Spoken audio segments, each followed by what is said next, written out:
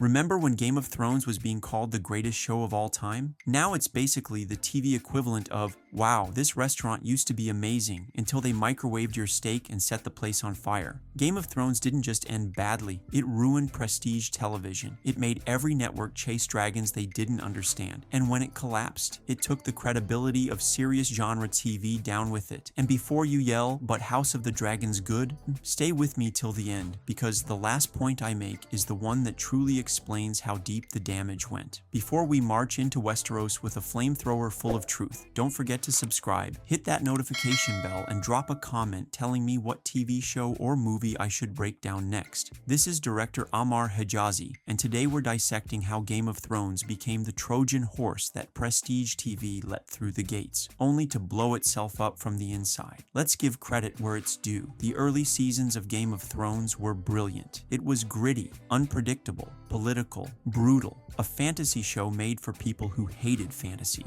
It elevated swords and sorcery into serious Emmy-worthy drama. People started calling it The Sopranos with dragons, and HBO was loving it. They'd finally cracked the code to making genre TV feel respectable. But the problem is, when something gets too big, too fast, it stops being art and starts being a product. By season 6, we weren't watching a show anymore. We were watching a brand. The turning point? When the show ran out of George R.R. Martin's books. That's when you could actually feel the writing room go, what now? Suddenly, characters were teleporting across continents. Plot armor became thicker than dragon scales. Intrigue got replaced with explosions. And every twist felt less earned and more like a Reddit theory brought to life. The deeper the writing collapsed, the more the show relied on spectacle to distract us. And prestige TV? It's supposed to be about character, theme, moral ambiguity, not which CGI thing explodes next. We all know how it ended, rushed, incoherent, and deeply unsatisfying. But what really matters is why it hurt so bad, because Game of Thrones had trained us to expect consequence. You thought Ned Stark was safe? Nope. You thought good guys would win? LOL, try again.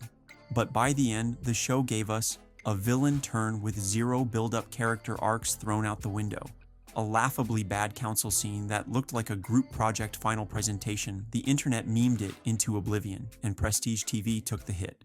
Suddenly, every serious show had to answer the question, is this gonna go full Game of Thrones at the end? Networks saw the success and said, we want our own thrones. And that's how we got the great streaming fantasy boom trademark. A flood of high-budget genre shows trying to chase the same lightning. The Witcher, cool but clunky and inconsistent. Wheel of Time, expensive, bland, easily forgotten. The Rings of Power, gorgeous but empty. House of the Dragon, better, but it's literally just damage control. Game of Thrones set the bar so high, then tore it down in public, leaving every show after it scrambling to prove we won't fumble the bag like they did. We swear. Prestige fantasy became a punchline because one show didn't know when to quit. Alright, here's the big one. The reason Game of Thrones hurt more than just its own legacy, it trained audiences to stop trusting prestige TV. When a show that big, that beloved, crashes that hard, people don't just turn on that show, they turn on the format. We went from, I'll invest 8 seasons in this story because I know it'll pay off, to, I'm not wasting another 60 hours just to get slapped in the face. That's a problem for every writer, showrunner, and network trying to make the next big thing. Because now every prestige show has to win back that trust, and no amount of dragons, swords, or HBO money can fix that overnight. So, did Game of Thrones change television? Yes. Did it elevate genre fiction into something serious, respected, and Emmy-winning? Also yes. But did it also crash and burn so hard that it shook the foundation of what we consider prestige storytelling on TV? Absolutely. This was director Ammar Hejazi, and if you made it to the end without rage-quoting Tyrion Lannister at me, you're a real one. Smash that like button, drop your next target in the comments, and don't forget to subscribe for more brutally honest breakdowns. Until next time, remember, when you play the Game of Thrones, maybe just quit before season 8.